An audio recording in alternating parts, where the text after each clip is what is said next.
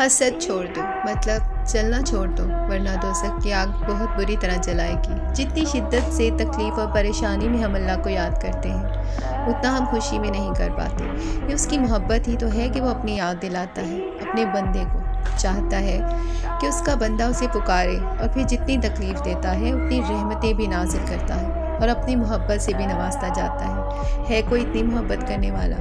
कुछ फैसले मुश्किल होते हैं पर करने पड़ते हैं।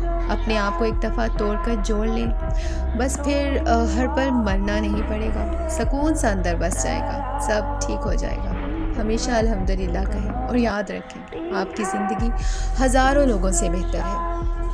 इंसान की हकीकत बस यही है कि वो तब तक लोगों से उम्मीद रखता है जब तक मिट्टी में मट्टी ना हो जाए। काबिल रश्क है वो मोहब्बत जिसमें तुम किसी ऐसी शख्स को पालो जो तुम्हारे ईमान को मजबूती बख्शे और तुम्हें नेक बना दे।